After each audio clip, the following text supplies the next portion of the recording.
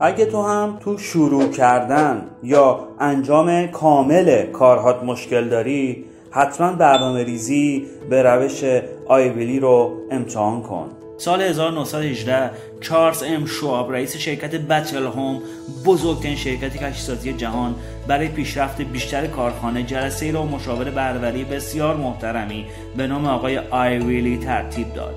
شواب از لیگ تاجری خود ساخته و بیشتر از آن شخصیتی پیشگام در حوزه روابط عمومی بود، خواست تا راهی برای پیشرفت بیشتر کارخانه به او نشان دهد.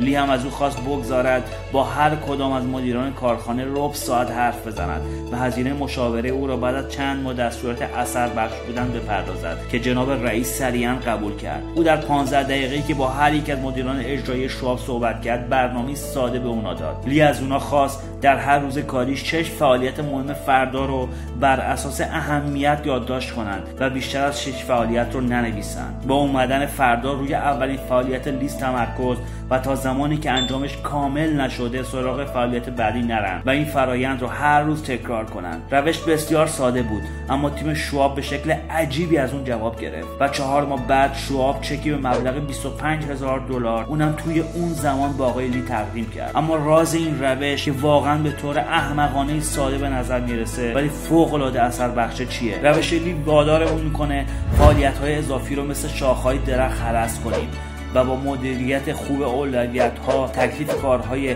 غیر ضروری رو یکسره میکنه تا از حواس پرتی در امان باشیم. همیشه بزرگترین مانع برای تمام کردن وظایف شروع کردن و این روش سختی شروع کار رو از بین میبره، چون تکلیف از روز قبل مشخص شد. روش لی وادارمون میکنه که هر لحظه تمرکزمون فقط روی یک کار باشه، همون جوری که اکثر متخصصین دنیا فقط روی یک موضوع تمرکز و تسلط دارن. شما نمیتونین در یک کار عالی باشین، اونم وقتی که یکسره وقتتون رو برای انجام 10 تا کار مختلف تقسیم میکنید. و در نهایت درس روش آیویلی در یک جمله اینه: مهمترین فعالیت هر روز رو در ابتدای اون روز بدون معطلی انجام بدید.